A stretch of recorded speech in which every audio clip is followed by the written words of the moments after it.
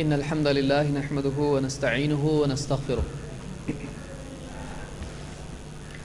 ونعوذ بالله من شرور أنفسنا ومن سيئات أعمالنا من يهده الله فلا مضل له ومن يضلل فلا هادي له وأشهد أن لا إله إلا الله وحده لا شريك له وأشهد أن محمدا عبده ورسوله أما بعد فإن خير الحديث كتاب الله وخير الهدي هدي محمد صلى الله عليه وسلم وشر الأمور محدثاتها وكل محدثة بدعة وكل بدعة ضلالة وكل ضلالة في النار.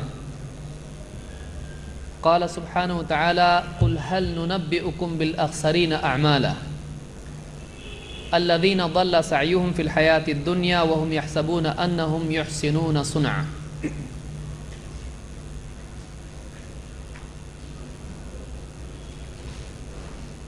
آج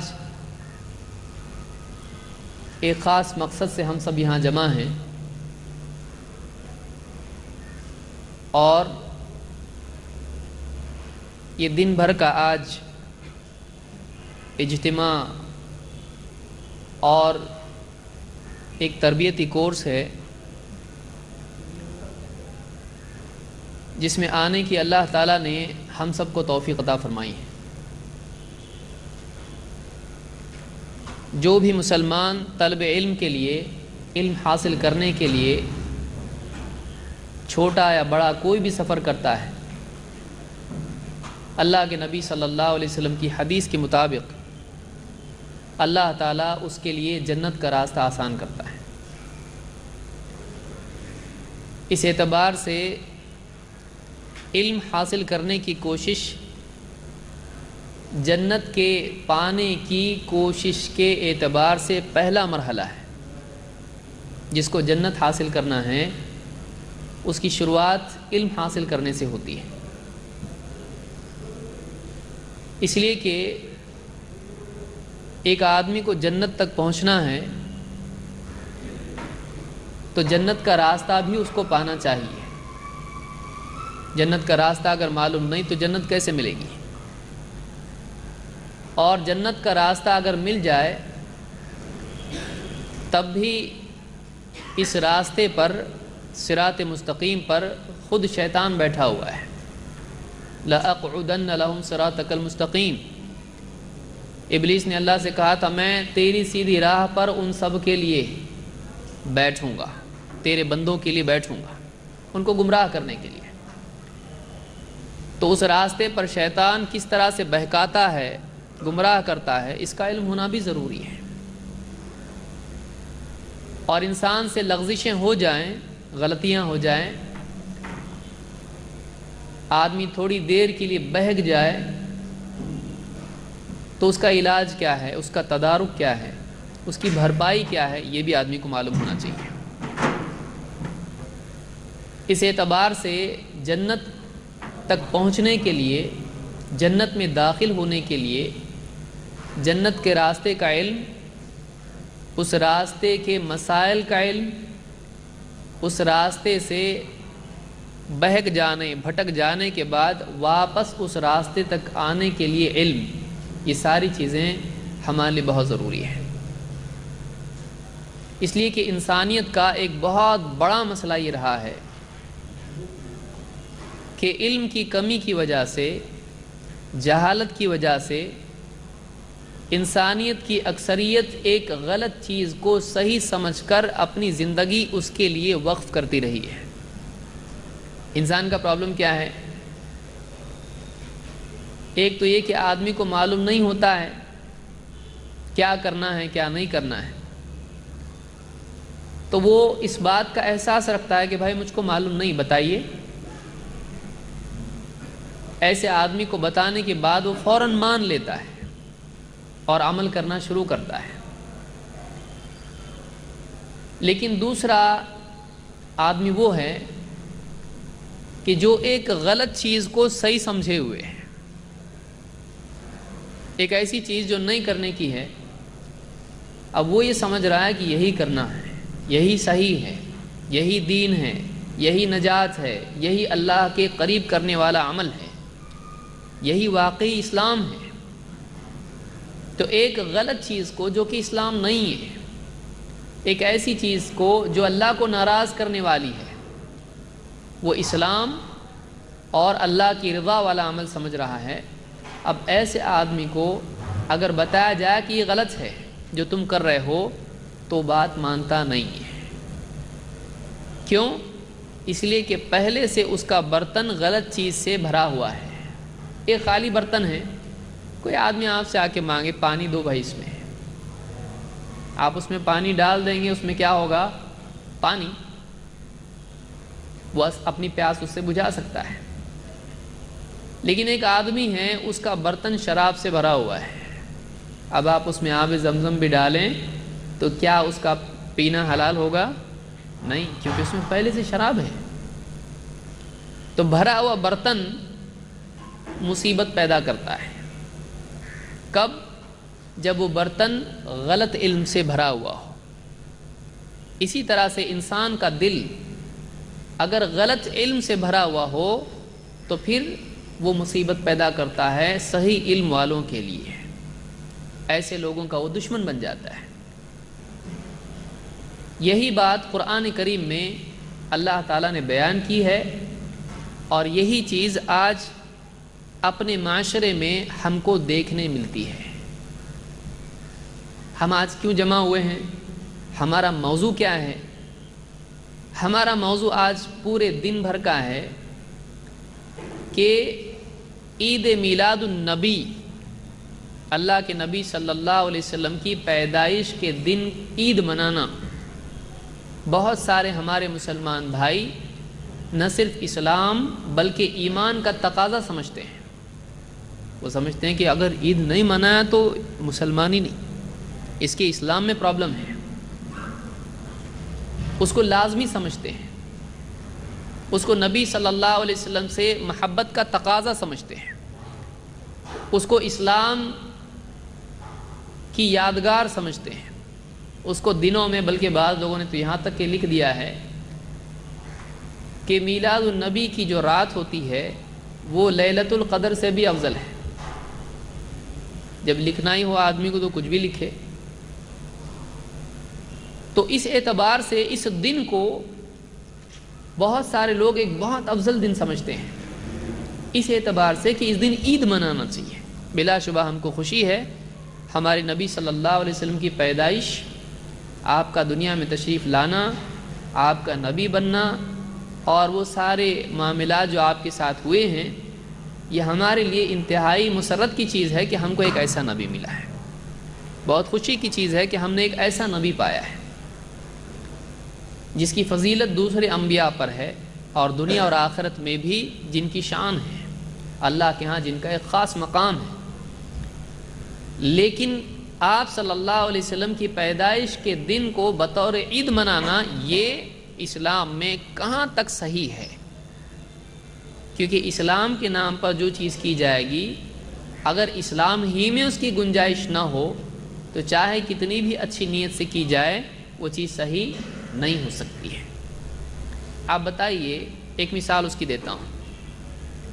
ایک آدمی کسی مولوی صاحب سے سنے کہ مسجد بنانا بہت اچھا کام ہے.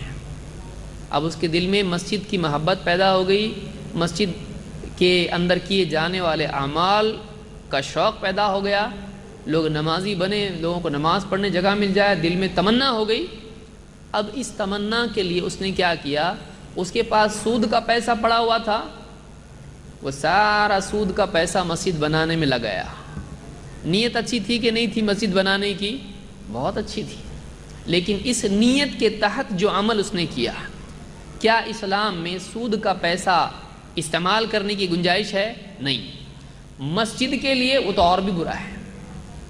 اپنے لیے پرسنل معاملات میں نہیں ہے، آپ نے اللہ نے جس چیز کو منع کیا اللہ ہی کے لیے استعمال کیا اس کو، تو یہ اور بھی برا ہوا. تو معلوم یہ ہوا کہ آدمی کی نیت بعض اوقات اچھی ہوتی ہے، لیکن اس کو صحیح چیز کا علم نہ ہونے کی وجہ سے وہ ایک غلط چیز صحیح مقصد کے لیے کرتا ہے. ایک صحیح کاز کے لیے غلط عمل کرنا بھی غلط ہوتا ہے. اسلام میں صرف نیت نہیں دیکھی جاتی ہے، اسلام میں کچھ قاعدے ہیں. آدمی کا ہر عمل اس قاعدے کے، ان قواعد کے تابع ہونا چاہیے۔ یہ ایک بنیادی بات ہے جس کو سمجھنا بہت ضروری ہے۔ تو آج اسی موضوع پر ہم گفتگو کریں گے کہ بہت سارے ہمارے مسلمان بھائی اللہ کے نبی صلی اللہ علیہ وسلم کی پیدائش کے دن کو بطور عید مناتے ہیں، جس کو عید میلاد النبی کہتے ہیں۔ پہلے کچھ زمانے پہلے آپ دیکھیے، دو ایک نسل پیچھے جائیں آپ، لوگ اس کا نام دوسرا تھا، اس کا نام ابھی اپڈیٹ ہوا ہے تھوڑا۔ نام اس کا کیا ہوا ہے؟ پہلے نام کیا تھا؟ 12 وفات۔ آپ بہت سارے لوگوں کے لیے نام نیا ہے 12 وفات، لیکن پرانوں کے لیے عید میلاد النبی نیا نام ہے۔ دیکھیے نیا جو ہے وہ کمپیریٹیو ہوتا ہے، ہمیشہ ریلیٹیو ہوتا ہے، کہ جو لوگ پہلے والے ہیں ان کے لیے عید میلاد النبی نیا نام ہے، اور جو بعد والے ہیں، یہ جنریشن ہے، ان کے لیے 12 وفات نیا نام ہے، کیونکہ وہ اتنا پرانا ہے کہ انہوں نے یہ چیز سنی نہیں ہے۔ تو کچھ لوگ اس کو 12 وفات کے نام سے مانتے تھے پہلے، اور آج کل لوگ اس کو عید میلاد النبی کے نام سے مناتے ہیں۔ اسلام میں اس کی کتنی گنجائش ہے؟ کیا یہ عید ہے؟ کیا نبی سے محبت کا تقاضا یہ ہے کہ ہم یہ عید منائیں، یا یہ بدعت ہے؟ یہ سنت ہے یا بدعت ہے؟ صحیح ہے یا غلط ہے؟ کیا یہ عید منانے والا مسلمان واقعی اللہ کے نزدیک مقرب ہے؟ کیا نہیں منانے والا جہنمی ہے، یا وہ کم دین پر کم چلنے والا ہے؟ کیا ہے؟ بہت سارے لوگوں کے ذہنوں میں جب یہ دن آتے ہیں، ربیع الاول کا مہینہ آتا ہے، تو یہ سوالات اٹھتے ہیں۔ صحیح جواب علم نہ ہونے کی وجہ سے ان کے پاس نہیں ہوتا ہے۔ آج کے اس درس میں ہم اسی سوال کا جواب تلاش کرنے کی کوشش کریں گے۔ جو آیت میں نے پڑھی ہے، اس آیت میں اللہ تعالیٰ فرماتا ہے، قل، اے نبی آپ کہیے، هل ننبئکم بالاخسرین اعمالا، اے نبی آپ کہیے، کیا ہم تم کو بتائیں کہ اعمال کے اعتبار سے سب سے زیادہ گھاٹے میں، خسارے میں کون ہے؟ سب سے زیادہ لاس میں کون ہے عمل کر کے بھی؟ اور اللہ ہی نے اس کا جواب دیا، الذین ضل سعیہم فی الحیات الدنیا، یہ وہ لوگ ہیں جن کی دنیاوی کوششیں، دنیا میں کی گئی کوششیں، ضل سعیہم، برباد ہو گئی، دنیا میں جو کچھ انہوں نے کیا سب برباد ہو گیا۔ وَهُمْ يَحْسَبُونَ أَنَّهُمْ يُحْسِنُونَ صُنْعًا، اور وہ لوگ اسی بھرم میں، اسی گمان میں پڑے رہے کہ ہم کوئی اچھا کام کر رہے ہیں۔ یعنی ایک آدمی کام تو غلط کر رہا ہے، اور وہ غلط کام کو اچھا سمجھ رہا ہے، اور جب مرنے کے بعد اللہ کے پاس جائے گا تو چونکہ وہ کام ہی غلط تھا، تو وہ کام اس کے لیے ثواب کا ذریعہ نہیں بنے گا، اللہ کی نعمتوں کا ذریعہ نہیں بنے گا، وہ تو بلکہ دنیا میں برباد ہو چکا ہے۔ تو اللہ تعالیٰ نے بتایا کہ ایک آدمی واقعی ناکام کون ہے؟ واقعی ناکام وہ ہے کہ جو غلط کام کو صحیح سمجھ کے کرے، وہ کام جو اس کو ہلاک کرنے والا ہو، اس کام کو وہ نجات والا عمل سمجھ کے کرنے لگے۔ زہر کو دوائی سمجھ کے کھائے، زہر کو دوائی سمجھ کے کھائے۔ اب بتائیے یہ کتنا بڑا ہلاک ہونے والا ہے کہ دوائی سمجھ رہا ہے اس کو، حالانکہ وہ کیا ہے؟ زہر ہے اس کے لیے۔ یہ سورہ الکہف کی آیت نمبر 103 104 ہے۔ اس سے ایک بات یہ معلوم ہوئی کہ دنیا میں ایک بہت بڑا پرابلم انسان کا یہ ہے، اور ڈرنا چاہیے اس کو اس بات سے کہ کہیں ایسا تو نہیں ہم ایک چیز کو اچھا سمجھ رہے ہوں اور وہ چیز بری ہو۔ ہمیشہ ہم کو اس بارے میں سوچتے رہنا چاہیے، کیونکہ اگر ہم یہ سوچنا چھوڑ دیں تو پھر بھٹک بھی گیا آدمی تو معلوم نہیں پڑے گا وہ صحیح جا رہا ہے کہ غلط جا رہا ہے۔ جیسے ایک آدمی سفر میں جاتا ہے تو ہر وقت اس کو فکر رہتی ہے کہ کہیں ہم غلط راستے میں تو نہیں نکل گئے، کیونکہ جتنا دور نکل جائیں گے اگر راستے میں کسی سے پوچھیں گے نہیں تو پھر بہت دور نکل جائیں گے، واپس گھوم کے آنا بڑا مشکل ہوگا۔ اس لیے آدمی کیا کرتا ہے؟ ہر چوک میں پوچھتا ہے بھائی یہ راستہ کدھر جا رہا ہے، یہ راستہ فلاں جگہ جا رہا ہے؟ ہاں جا رہا ہے، تو پھر چلتا ہے۔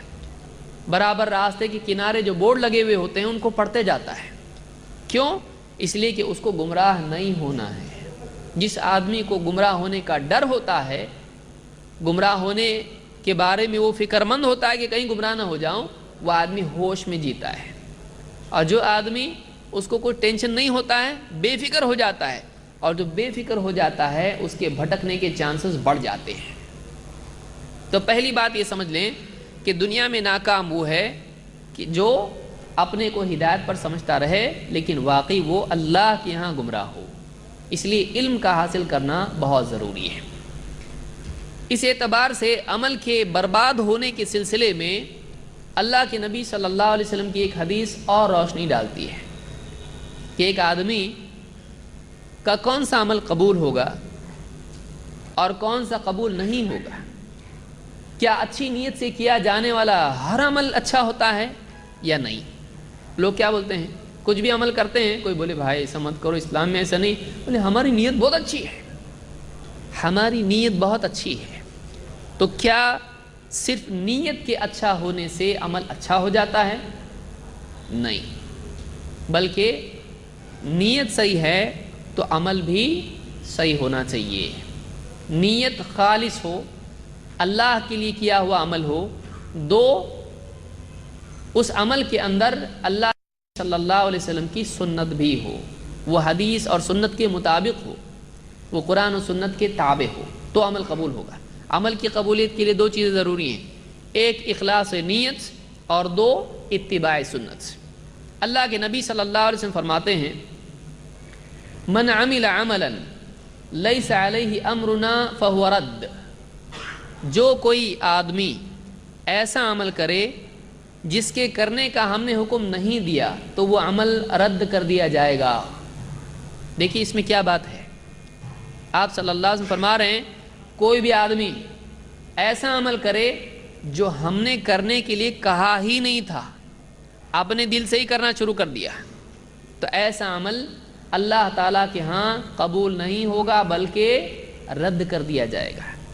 اس سے بات معلوم ہوئی کہ عمل وہی ہے جو اللہ کے نبی صلی اللہ علیہ وسلم سے کرنے کا حکم لیے ہوئے ہو، چاہے وہ ترغیب کے طور پر ہو یا وجوب کے طور پر ہو، کہ جو عمل آدمی اپنے دل سے کچھ بھی کرے، ہمارے نبی نے کہا نہیں، صحابہ نے کیا نہیں، دین میں ہے کہ نہیں ہے وہ نہیں، لیکن ہم دل سے کر رہے ہیں، دین میں نہیں ہے ہمارے دل میں ہے، اس کی بنیاد دین پہ نہیں ہے، اس کی بنیاد کس پہ ہے؟ حضرت کے دل پہ۔ تو اب دل سے کیا عمل قبول ہوگا یا دین سے کیا ہوا عمل قبول ہوگا؟ جس کی بنیاد دین پر ہو وہ عمل قبول ہوگا۔ اپنے دل سے کچھ بھی اچھی نیت سے نہیں کی کریں گے قبول ہوگی، ضروری نہیں ہے، اللہ قبول نہیں کرے گا۔ تو اس سے ایک بات یہ معلوم ہوئی، بخاری اور مسلم کی حدیث ہے، اس سے بات معلوم ہوئی کہ جو عمل آدمی اپنے دل سے کرے اور قرآن و سنت میں اس کی بنیاد نہ ہو، اللہ کے نبی صلی اللہ علیہ وسلم نے اس کا حکم نہ دیا ہو، آپ کا عمل اس پر نہیں ہو، جس پہ یعنی دین میں سے کوئی اصل ہی اس کی نہیں ہے، ایسا عمل اللہ کے یہاں قبول نہیں ہوگا۔ کچھ بنیادی باتیں ہیں جن کو سمجھنا بھی ہمارے لیے ضروری ہے کہ کیا چیز سنت ہے، کیا چیز بدعت ہے۔ بدعت کس کو کہتے ہیں؟ دین میں اپنی طرف سے کچھ بھی نیا طریقہ نکالنا، اس کو کیا کہتے ہیں؟ بدعت کہتے ہیں۔ دین میں اپنی طرف سے کوئی چیز نکال کے اس کو دین سمجھنے لگنا، اس کو کیا کہتے ہیں؟ بدعت۔ جیسے کوئی آدمی اذان آپ سنتے ہیں، اذان ختم کیسا ہوتی ہے؟ اللہ اکبر اللہ اکبر، آخری لفظ کیا ہے اس کا؟ آخری جملہ لا الہ الا اللہ۔ اب کوئی آدمی بولے کلمہ تو آدھا لگ رہا ہے یہاں پہ، اب کلمہ پورا کرنا چاہیے، اب اذان میں کیا کہنے لگے؟ اللہ اکبر لا الہ الا اللہ محمد الرسول اللہ۔ تو کیا ایسی اذان صحیح ہوگی؟ غلط ہوگی۔ کیوں؟ اس لیے کہ اذان کا آخری جملہ کیا ہونا چاہیے؟ لا الہ الا اللہ۔ ایسا کیوں؟ ہمارے نبی صلی اللہ علیہ وسلم نے ایسی ہی اذان ہم کو سکھائی ہے، تو جیسا سکھایا ویسا عمل کرنا چاہیے۔ اب اپنی طرف سے اس میں کوئی بڑھا دے الفاظ تو کیا ہو جائے گی؟ بدعت، دین میں نیا عمل، اور وہ گناہ ہے، اللہ اس پر ثواب نہیں دے گا بلکہ اس پر پکڑ ہے۔ اس پر گناہ ہے۔ تو سنت اور بدعات کے بارے میں کچھ بنیادی باتیں ہم دیکھیں گے۔ سب سے پہلی بات یہ ہے کہ کیا عید منانا اور بنانا ہمارا ڈپارٹمنٹ ہے؟ کیا ہم کو اللہ نے اختیار دیا جتنا چاہے عید بناؤ، بہت اچھا؟ کیا ایسا ہے کہ کوئی آدمی ہے کہ ہر علاقے والے، پونا والے، بمبئی والے، ہندوستان والے اور دوسرے عرب والے اپنے اپنے حساب سے جیسا ان کا دل چاہے وہ عیدیں بنائیں؟ کیا عید بنانے کا اختیار ہم کو ہے؟ جواب اس کا یہ ہے کہ ہم اپنے دل سے عید بنا سکتے ہیں؟ نہیں۔ جتنی عید ملی وہ لے کے خوش ہو جانا، اپنی طرف سے عید منانا، اپنی طرف سے عید بنانا جائز نہیں ہے۔ اس کو ہم کہتے ہیں عید ایک توقیفی معاملہ ہے کہ جتنی عیدیں ہم کو دے دی گئی ہیں ویسا ہی ہم کو چلنا پڑے گا۔ ہم عید ایڈ کر سکتے ہیں؟ نہیں ایڈ کر سکتے ہیں۔ ہم اسلام میں اپنی طرف سے کوئی عید ڈال سکتے ہیں؟ نہیں ڈال سکتے ہیں۔ تو اب اس کی دلیل کیا ہے؟ عیدیں اللہ کی طرف سے طے ہوتی ہیں، کسی انسان کو اختیار نہیں کہ اپنی طرف سے کوئی عید بنائے۔ انس رضی اللہ تعالیٰ فرماتے ہیں قدم رسول اللہ صلی اللہ علیہ وسلم المدینہ، اللہ کے رسول صلی اللہ علیہ وسلم مدینہ ہجرت کر کے تشریف لائے، مکہ سے مدینہ آئے۔ وَلَهُمْ يَوْمَانِ يَلْعَبُونَ فِيهِمَا، تو مدینہ والے 2 دن ان کے طے تھے، ان 2 دنوں میں مدینہ والے انجوائے کرتے تھے، خوشیاں مناتے تھے، عید کے طور پر ان کو مناتے تھے۔ 2 دن تھے وہ۔ فقال ما هذان اليومان، اللہ کے نبی صلی اللہ علیہ وسلم نے پوچھا یہ 2 دن تمہارے، یہ 2 دن کیا چیز ہیں؟ نے کہا کہ 2 دن ہیں، یہ کیوں مناتے ہو؟ قالوا كنا نلعب فيهما في الجاہلیہ، جاہلیت کے زمانے ہی سے ان 2 دنوں میں ہم نلعب موج مستی کرتے تھے، خوشیاں مناتے تھے۔ فقال رسول اللہ صلی اللہ علیہ وسلم ان اللہ قد ابدلکم بہما خیرا منہما یوم الاضحی و یوم الفطر، آپ صلی اللہ علیہ وسلم نے کہا کہ اللہ تعالیٰ نے ان 2 دنوں سے بہتر 2 دن تم کو عطا فرمائے ہیں، ان کے بدلے 2 دن اللہ نے تم کو دیے ہیں۔ وہ کون سے 2 دن ہیں؟ عید الاضحیٰ اور عید الفطر۔ 2 عیدیں ہماری ہیں، ایک رمضان عید جس کو لوگ بولتے ہیں، حالانکہ وہ شوال میں ہوتی ہے، تو وہ کون سی عید ہے؟ اس کو کیا نام ہے اس کا؟ عید الفطر۔ اور دوسری عید ہے عید الاضحیٰ، جس کو غلط طور پر بہت سارے لوگ عید الضحیٰ بولتے ہیں۔ وہ کیا ہے؟ عید الاضحیٰ، جس کو ہمارے بہت سارے بکری والے کیا بولتے ہیں؟ بکری عید، اور بقر والے، گائے والے کیا بولتے ہیں؟ بقر عید۔ وہ عید کون سی ہے؟ وہ نہ بکری عید ہے نہ بقر عید ہے، وہ کون سی عید ہے؟ وہ عید الاضحیٰ ہے، عید الاضحیٰ ہے۔ تو یہ 2 عیدیں اللہ کے نبی صلی اللہ علیہ وسلم نے یہاں پر کیا کہا؟ دیکھیے، پہلے مدینہ والے 2 عیدیں مناتے تھے، آپ صلی اللہ علیہ وسلم نے کہا اللہ نے ان کے بدلے تم کو 2 عیدیں دی ہیں۔ معلوم ہوا کہ وہ 2 کینسل ہو گئے اور اب نئی 2 عیدیں آ گئی، اور دی کس نے؟ یہ دلیل ہماری ہے، عیدیں 2 دی کس نے؟ یہ اللہ نے دی ہے۔ معلوم ہوا کہ جس نے دین دیا اس نے عید بھی دی ہے۔ جیسے دین نیا نہیں لے سکتے ہیں، دین میں نہیں بڑھا سکتے ہیں، ویسے عید میں بھی بڑھا سکتے ہیں، کیونکہ عید دینے والا کون ہے؟ اللہ کے نبی صلی اللہ علیہ وسلم نے کہا میں نے تم کو عیدیں دی یا تم دوسری مناؤ؟ آپ نے یوں نہیں کہا، آپ نے کیا کہا؟ اللہ نے یہ جو تم پہلے 2 عیدیں مناتے تھے ان کے بدلے اللہ نے 2 عیدیں تم کو دی ہیں۔ تو معلوم ہوا کہ عید دینے والا کون ہے؟ اللہ تعالیٰ ہے۔ تو ہم اپنی طرف سے اللہ کا کام کر سکتے ہیں؟ نہیں کر سکتے ہیں۔ تو دین جیسے شریعت اللہ نے دی، قرآن اللہ نے دیا، نبی اللہ نے دیا، اسلام اللہ نے دیا، عید بھی اللہ نے دی ہے۔ جیسے ہم دوسرا نبی نہیں لا سکتے، جیسے ہم دوسرا قرآن نہیں لا سکتے، دوسرا اسلام نہیں لا سکتے، ہم اپنی طرف سے عید بھی لا سکتے ہیں؟ نہیں، ہم اپنی طرف سے عید نہیں لا سکتے ہیں۔ کیوں؟ عید دینا اللہ کا کام ہے، شریعت دینا اللہ کا کام ہے۔ اس حدیث کو امام احمد، ابو داؤد اور نسائی وغیرہ نے روایت کیا ہے۔ اسی طرح سے ایک حدیث میں آپ صلی اللہ، یہ صحیح روایت ہے، شیخ الالبانی نے اس کو صحیح کہا ہے۔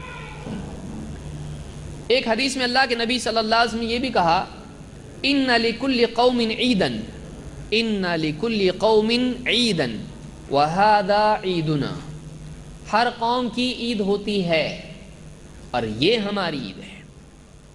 یہ کن دنوں میں آپ نے کہا؟ عید الاضحیٰ کے بعد میں ایام منا ہوتے ہیں، ایام منا میں اللہ کے نبی صلی اللہ علیہ وسلم نے یہ بات کہی، منا کے دنوں میں آپ نے یہ بات کہی، ایام التشریق جن کو کہتے ہیں۔ آپ نے کہا کہ ہر قوم کی عید ہوتی ہے، دوسرے بھی اپنی اپنی عید مناتے ہیں، ہماری عید یہ ہے۔ تو معلوم ہوا کہ آپ صلی اللہ علیہ وسلم نے یہ نہیں کہا تم بھی اپنی اپنی کچھ بھی عید منا لیا کرو، تمہارا جب خوشی کا موقع ہو تم عید بنا لیا کرو، یہ کہا نہیں، یہ ہماری عید ہے۔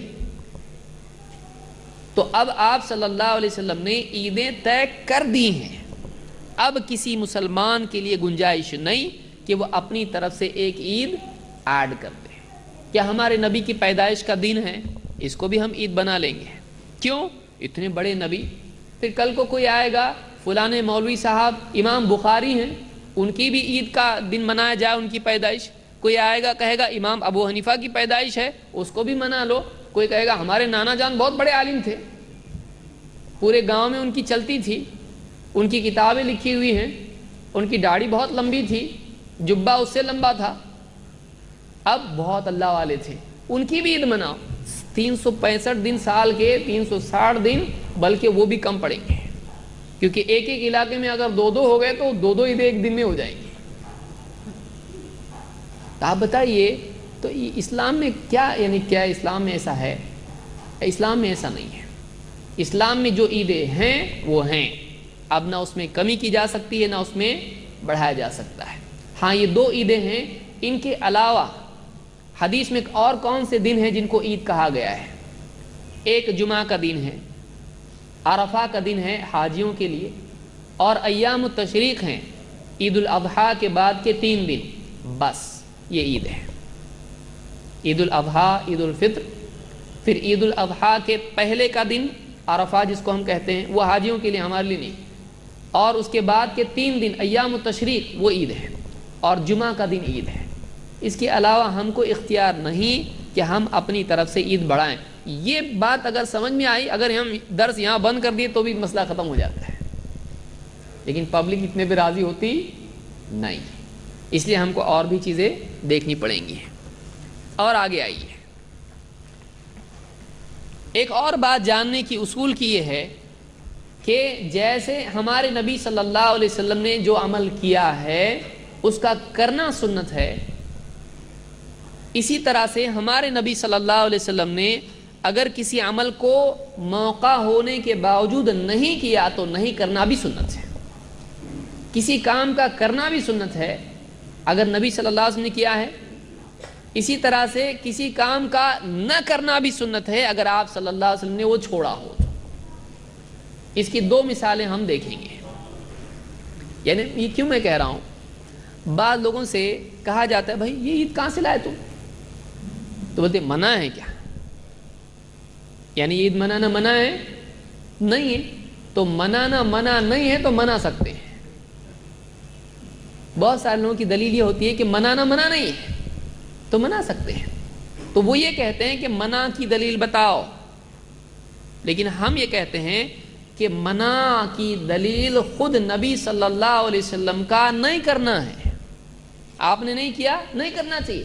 بولیں گے نہیں کیا تو نہیں کرنا بھی دلیل ہے؟ ہاں، کہ جو نبی کا عمل کیا ہوا ہے وہ بھی دلیل ہے، جو نہیں کیا وہ بھی دلیل ہے۔ کیسے؟ آئیے، عبداللہ ابن عمر رضی اللہ تعالیٰ عنہ صحابی ہیں، ان کے بارے میں روایت ہے انہ خرج فی یوم عید، وہ عید کے دن گھر سے نکلے، فلم یصلی قبلها ولا بعدها، عید کی نماز سے پہلے، عیدگاہ میں عید کی نماز سے پہلے اور عید کی نماز کے بعد انہوں نے کوئی نماز نہیں پڑھی۔ پہلے کا مطلب آپ فجر کا نہ سمجھیں، چلو عید کے دن ویسے بھی اپنے کو مشکل پڑتا ہے، چھٹی مل گئی کہ عید کی نماز کے پہلے کوئی نماز نہیں ہے۔ بہت سارے لوگ کتنے بجے اٹھتے ہیں عید کے دن؟ کیونکہ رات بھر فرارے باندھنے میں لگے ہوتے ہیں، کپڑے لانا بھاگنا ہے، وہ 2-3 تو بچ جاتے اس میں، دودھ کے چکر میں اور معلوم نہیں بکروں کے چکر میں. تو اب صبح اٹھتا ہے ہڑبڑا کے، ایک دم دیکھتا ارے آج تو عید ہے، اور پھر اس کے بعد بھاگتا ہے، آڑا ٹیڑا کیسے بھی کپڑے پہن کے نکل جاتا ہے. تو بہت سارے لوگوں کا ایسا ہوتا ہے. یہاں پر مراد عیدگاہ میں نفل نماز پڑھنا ہے، عیدگاہ میں نفل نماز. تو عبداللہ ابن عمر رضی اللہ تعالیٰ عنہ نے عیدگاہ میں عید کی نماز سے پہلے بھی نماز نہیں پڑھی اور عید کی نماز کے بعد بھی کوئی نماز نہیں پڑھی. اور کیا کہا؟ وَذَكَرَ أَنَّ النَّبِيَّ صلی اللہ علیہ وسلم فَعَلَهُ. اور کیا کہا انہوں نے؟ اللہ کے نبی صلی اللہ علیہ وسلم نے ایسا ہی کیا ہے. آپ بتائیے وہ دلیل کرنے کی دے رہے ہیں کہ نہیں کرنے کی؟ یعنی عبداللہ ابن عمر نے نماز پڑھی عید کے پہلے بعد میں نہیں، تو یہ نہ کرنے کے لیے دلیل کیا دی انہوں نے؟ ہمارے نبی نے نہیں کیا تو ہم بھی نہیں کرتے. سمجھ میں آ رہی بات؟ کہ یہ عمل عیدگاہ، کوئی آدمی کہے گا بھائی نماز پڑھنے میں برا کیا ہے، اور عیدگاہ میں جا کے بولے سال بھر تو موقع ملتا نہیں ہے، اور رمضان ویسے بھی بزنس میں چلا گیا، اور موقع ہے چلو آج پڑھ لو، اور ویسے بھی اتنے اچھے کپڑے پہن کے سرما اور میں لگا کے سال میں ایک ہی موقع ملتا ہے، تو چلو آج ہی پڑھ لیتے ہیں اللہ کے سامنے، ہو سکتا ہے سال بھر کا کوٹا پورا ہو جائے اسی میں. تو آدمی عیدگاہ میں پڑھنا شروع کرے نفل نماز، صحیح نہیں ہے، غلط ہے. کیوں غلط ہے؟ منع ہے؟ نہیں ہے، منع کی دلیل نہیں ہے. لیکن صحابی نے کیا کہا؟ ہمارے نبی صلی اللہ علیہ وسلم نے ایسا نہیں کیا ہے، ہمارے نبی صلی اللہ علیہ وسلم عیدگاہ میں نماز نہیں پڑھتے تھے، ہم بھی نہیں پڑھیں گے. سمجھ میں آئی بات؟ تو نبی صلی اللہ علیہ وسلم نے ایک عمل نہیں کیا تو صحابی نے بھی وہ عمل نہیں کیا. صحابہ کا یہ طریقہ تھا.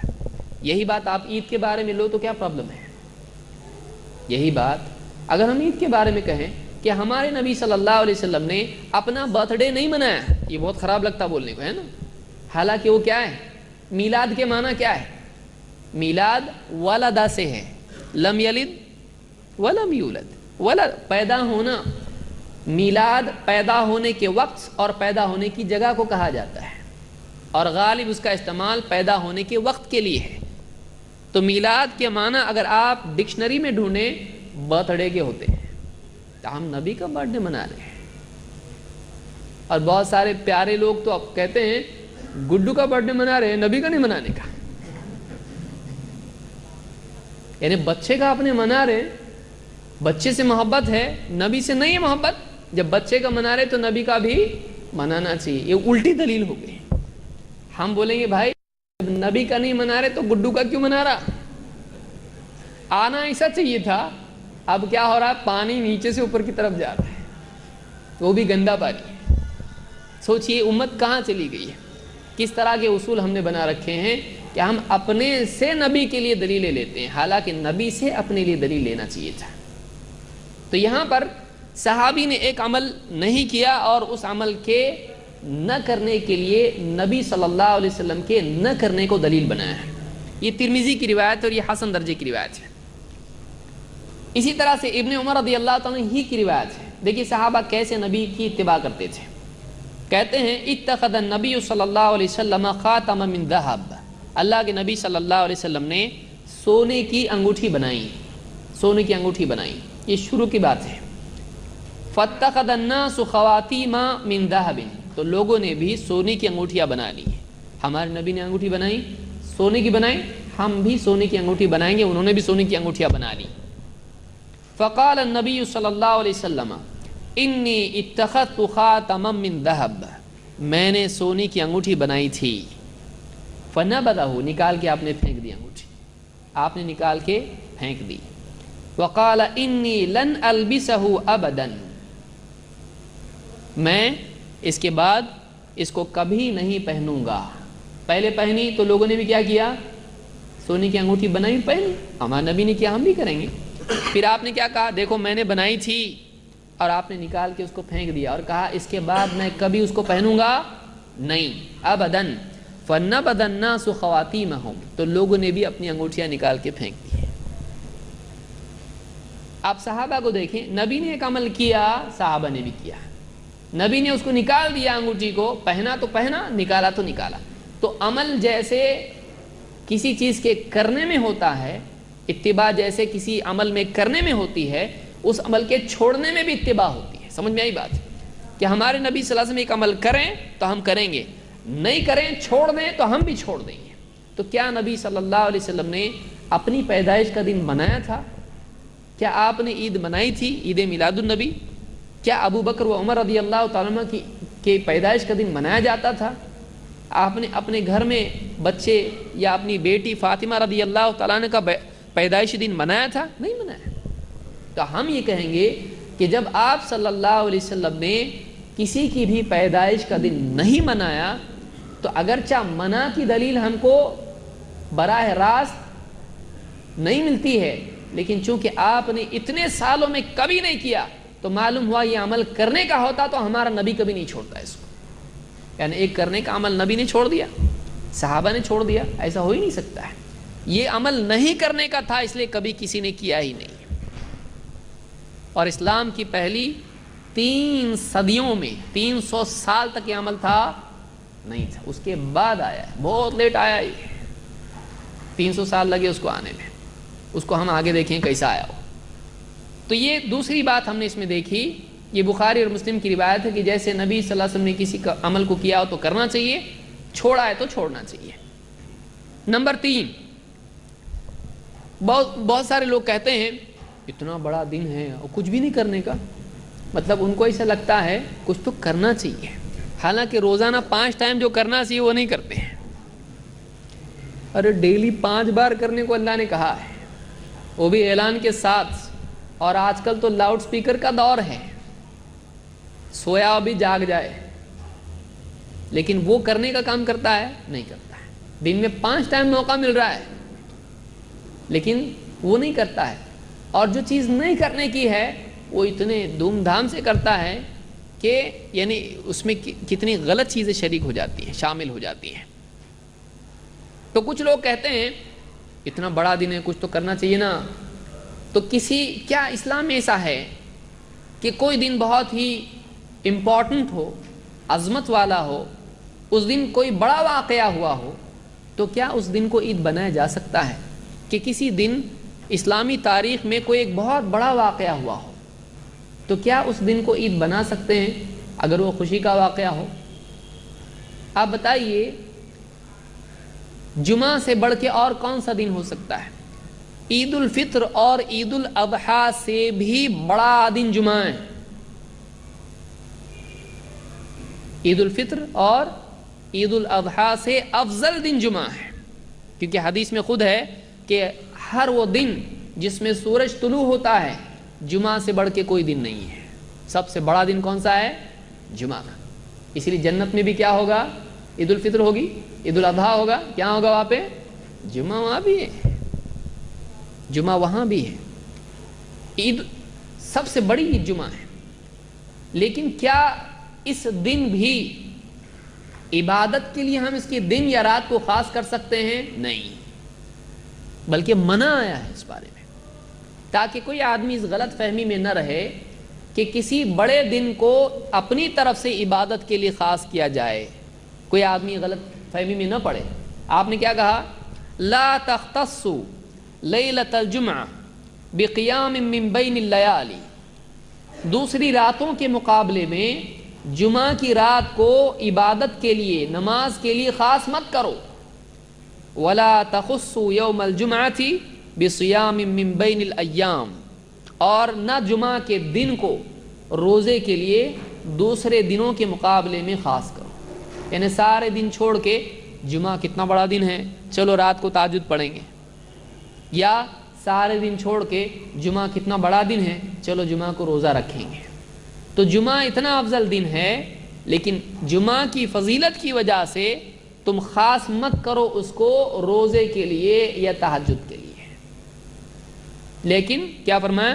الا ان یکون فی صوم یصومہ احدکم، لیکن کسی کا معمول ہو روزے کا اور اس دن جمعہ پڑ جائے، جیسے مثال کے طور پر ایام البید ہوتے ہیں، 13، 14، 15 تاریخ ہوتی ہے اسلامی مہینوں میں، تو اس میں جمعہ آ جائے تو تم جمعہ کو روزہ رکھ سکتے ہو، معمول کے مطابق رکھ سکتے ہو۔ لیکن جمعہ کتنا بڑا دن ہے، چلو اس دن روزہ رکھتے ہیں، نہیں، تو معلوم ہوا اگر یہ قاعدہ اسلام میں ہوتا کہ بڑے دن روزہ رکھا جائے، بڑے دن رات کو نماز پڑھی جائے، تو جمعہ کا دن سب سے بڑا ہوتا، اس دن تو زیادہ کرنا چاہیے تھا، لیکن اسلام میں ایسا قاعدہ نہیں ہے۔ اس کو امام مسلم نے روایت کیا ہے۔ تو ایک بات یہ معلوم ہوئی کہ کسی دن کی فضیلت کی وجہ سے اپنی طرف سے اس دن میں عبادات نہیں کی جا سکتی ہیں۔ اس لیے کہ بہت سارے لوگ کیا بولتے ہیں، ارے 12 ربیع الاول کو کیا کرو، جل سے جلوس دو چھوڑ کے تم لوگ کیا کرو، ایک جگہ بیٹھ کے درود شریف پڑھو، دعا کرو، صدقہ کرو، قرآن خوانی کرو، یا جو بھی کرو، نماز پڑھو۔ تو بعض لوگ کیا کرتے ہیں، اس دن کہتے ہیں ٹھیک ہے ناچ گانا مت کرو، اس دن عبادت کرو۔ تو کیا یہ قاعدہ ہے کسی دن کو اپنی طرف سے عبادت کے لیے خاص کرنا بھی بدعت ہے؟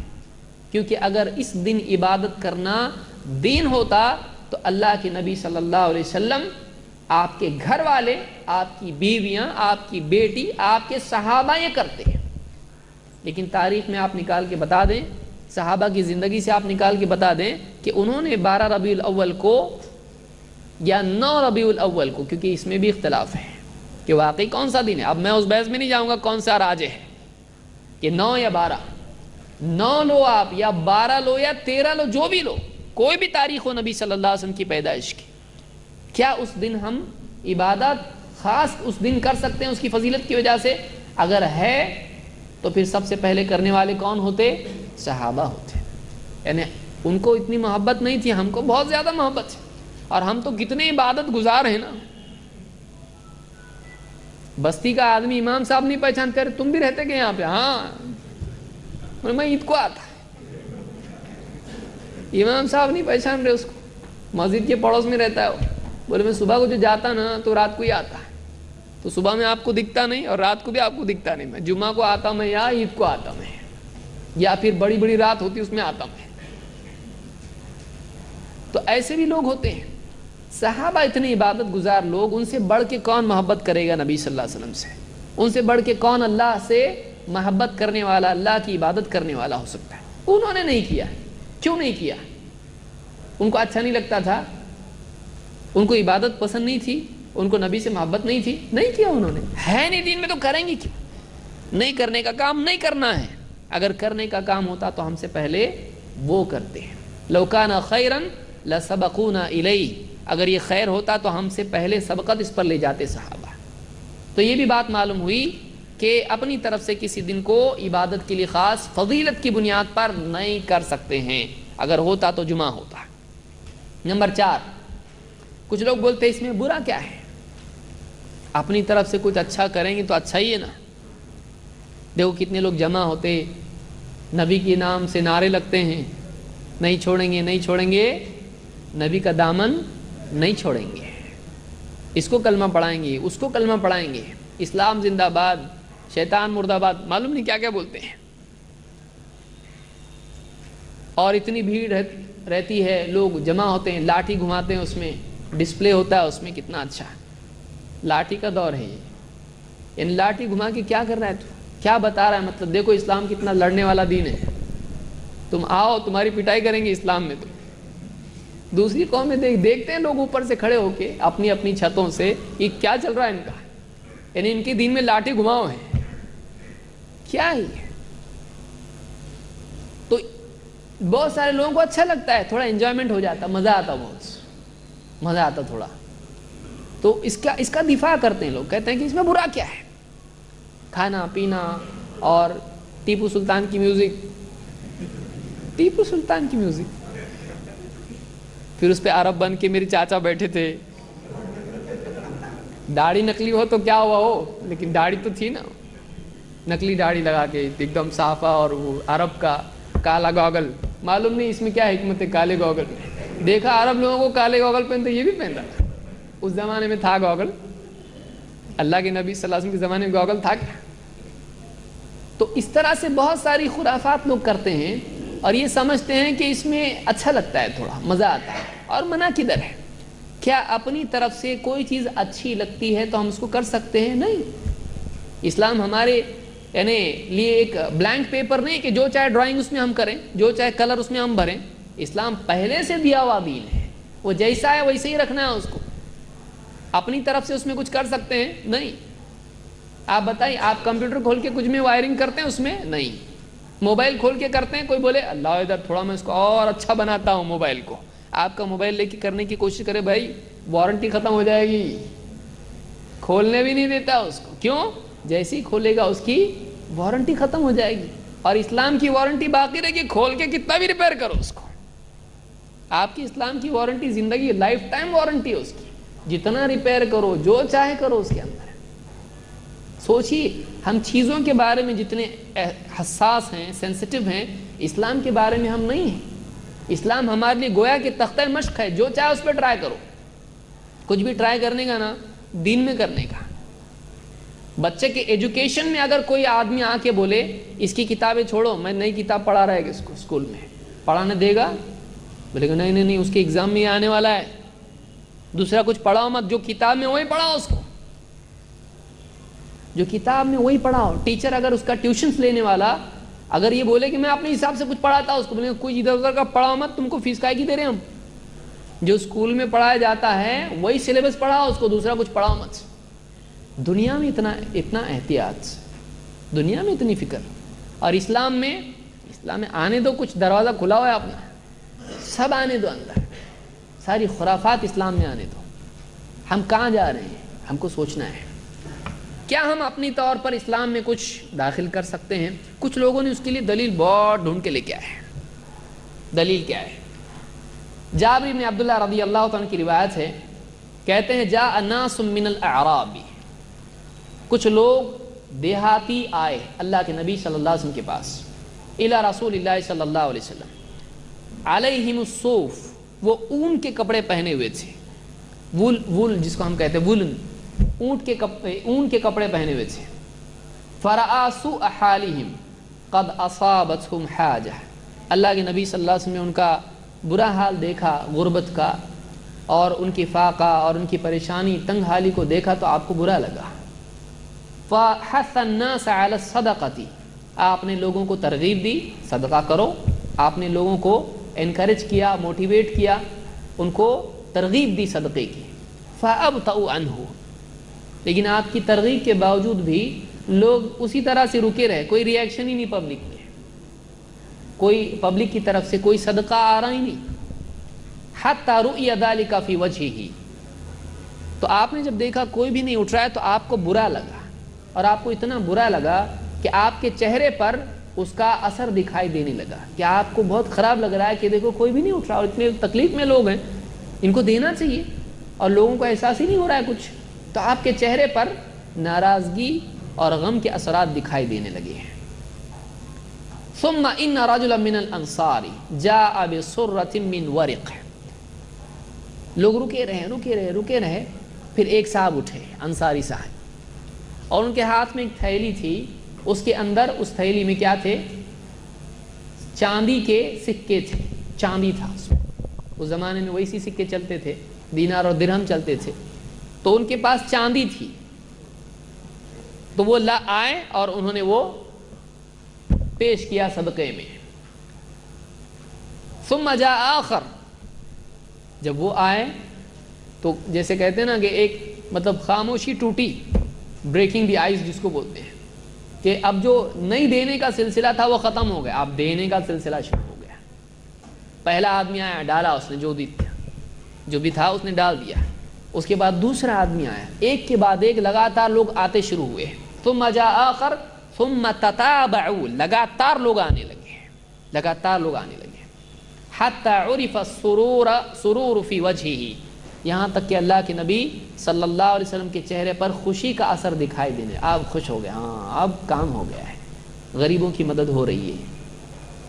حتی عرف السرور فی وجہہ فقال رسول اللہ صلی اللہ علیہ وسلم من سن فی الاسلام سنتا حسنہ فعمل بها بعدہ کتب له مثل اجر من عمل بها، کہ جو اسلام میں کوئی اچھا طریقہ رائج کرے، اسلام میں کوئی اچھا طریقہ، کوئی اچھی سنت رائج کرے گا، پھر اس کے بعد اس پر عمل بھی کیا جائے تو اس کو عمل کرنے والوں کے برابر ثواب ملے گا. کسی نے کوئی اسلام میں اچھا طریقہ لایا، لوگوں نے اس پر عمل کیا، تو طریقہ لانے والے کے لیے کیا ہوگا؟ عمل کرنے والوں کا ثواب اس کو ملے گا۔ وَلَا يَنْقُصُ مِنْ أُجُورِهِمْ شَيْءٍ، اور عمل کرنے والوں کے اجر میں سے کوئی کمی نہیں کی جائے گی، ان کو ان کا اجر ملے گا، لیکن رستہ بتانے والے کو کیا ہوگا؟ اور ان کا بھی اجر ملے گا۔ وَمَنْ سَنَّ فِي الْإِسْلَامِ سُنَّةً سَيِّئَةً فَعُمِلَ بِهَا بَعْدَهُ، اور جو اسلام میں برا طریقہ رائج کرے اور لوگ بھی اس پر عمل کریں، کتب علیہ مثل وزر من عمل بها، عمل کرنے والوں کا گناہ بھی اس پر لکھا جائے گا۔ ولا ينقص من اوزارهم شیء، اور اس برے کام پر عمل کرنے والوں کے گناہ میں سے کوئی کمی نہیں کی جائے گی۔ ان کو گناہ تو ہے ہی ہے، اس کو زیادہ گناہ ملے گا، ان کا بھی گناہ اس کو ملے گا۔ اس کو امام مسلم نے کتاب العلم میں ذکر کیا ہے۔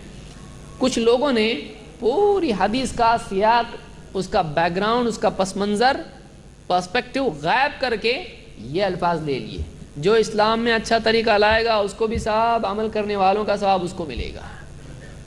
تو انہوں نے کہا دیکھو اسلام میں اچھا طریقہ لا سکتے ہیں، تو ہم جو کر رہے ہیں وہ کیا ہے؟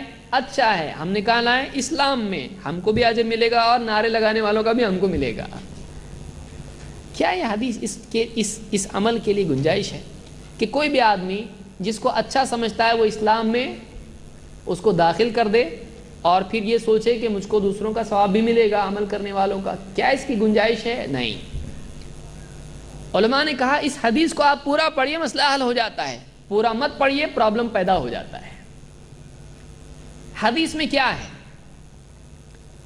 ایک عمل، صدقے کا عمل جو ثابت شدہ عمل ہے، آپ نے لوگوں کو ترغیب دی، لوگ نہیں آ رہے، کوئی صدقہ نہیں دے رہا ہے، ایک آدمی اٹھا اور اس نے صدقہ دیا، تو اس کے صدقہ دینے کے بعد لوگوں کو انکریجمنٹ ہوا، لوگوں کی ہمت بڑھی، لوگوں میں جذبہ پیدا ہوا، اس ایک آدمی کی شروعات کرنے کی وجہ سے دوسرے بھی ایک کے پیچھے ایک آتے گئے اور صدقہ دیتے گئے، تو وہ کیا بنا ان کے لیے نمونہ بنا۔ تو بعد میں صدقہ کرنے والوں کا ثواب بھی کس کو ملے گا؟ اس آدمی کو جس نے شروعات کی۔ تو یہاں پر سنتاً حسنہ کا معنی ہے کہ کوئی آدمی اسلام میں اسوہ حسنہ بنتا ہے، لوگوں کے لیے نمونہ بنتا ہے۔ ایک مٹی ہوئی چیز، ایک رکی ہوئی چیز، نیکی جس پر لوگ عمل نہیں کر رہے ہیں، ایک آدمی کھڑا ہوتا ہے اس پر عمل کرتا ہے، اب اس عمل کو دوسرے دیکھتے ہیں، اس پر وہ بھی عمل کرتے ہیں، تو وہ سنت جو مٹی ہوئی ہے، وہ نیک عمل جو رکا ہوا ہے، کوئی عمل نہیں کر رہا اس کے اوپر، ماحول سے نکل گیا ہو، لیکن کوئی آدمی اگر اس کو واپس سے سماج میں لاتا ہے، وہ چیز جو نبی سے ثابت ہے، نیا نہیں۔ صدقہ ثابت ہے کہ نہیں ہے؟ صدقہ کس پس منظر میں آپ نے کہا؟ صدقہ ثابت ہے لیکن لوگ عمل نہیں کر رہے اس کے اوپر، پھر ایک آدمی نے عمل کیا تو سب عمل کرنے لگ گئے۔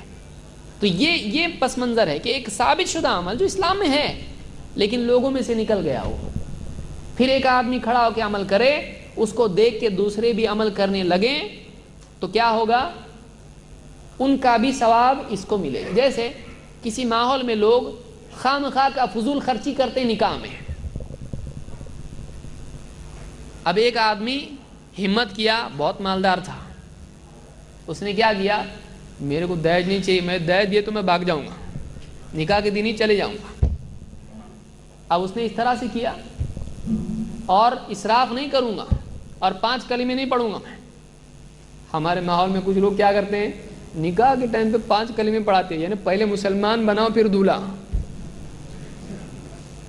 یہ نکاح کے ٹائم پہ کلمے کہاں سے آئے؟ بولو، امام صاحب بھی پڑھاتے، عائشہ بولو اشہدو، پہلا کلمہ لا الہ، پورے 5 کلمے، پبلک بھی سوچتے تھے ہاں میرا بھی ایک دن تھا میں بھی پڑھے ہوا ہوں۔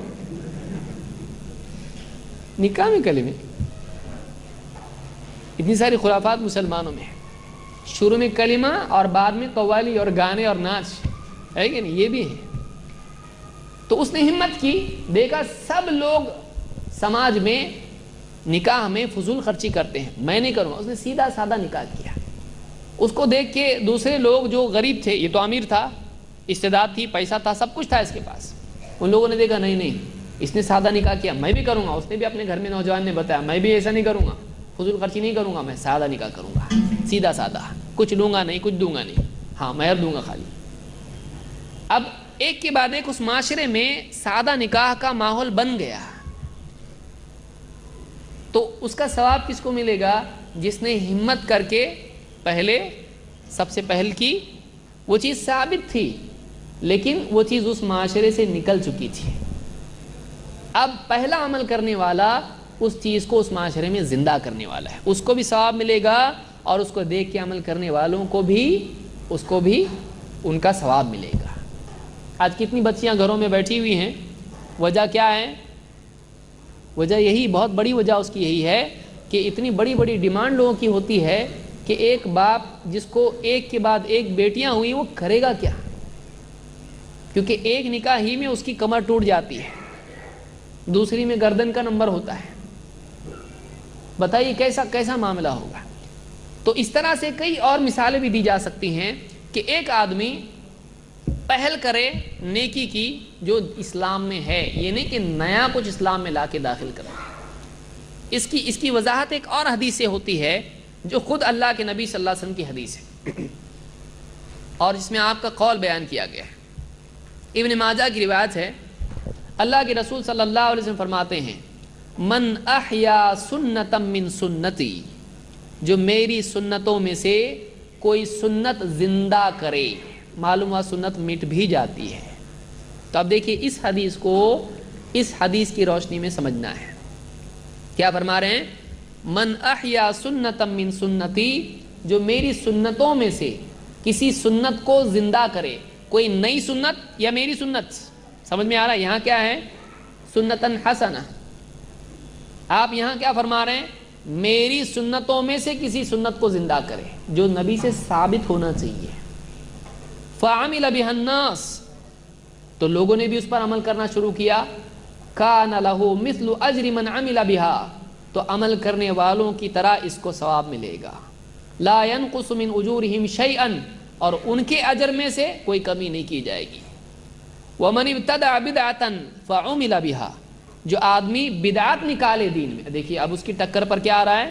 بدعت، کوئی آدمی بدعت نکال، یہاں یہ کہا گیا کیا اچھی بدعت بری بدعت نہیں، بدعت بدعت ہے۔ کوئی آدمی ایسا بولتا ہے اچھا گناہ برا گناہ، بولتا کوئی بولے بہت اچھا گناہ ہے یہ بولنا ہی غلط ہے، کیونکہ حدیث میں اللہ کے نبی صلی اللہ علیہ وسلم کیا فرما رہے ہیں؟ کل بدعت ضلالہ، ہر بدعت کیا ہے؟ گمراہی ہے۔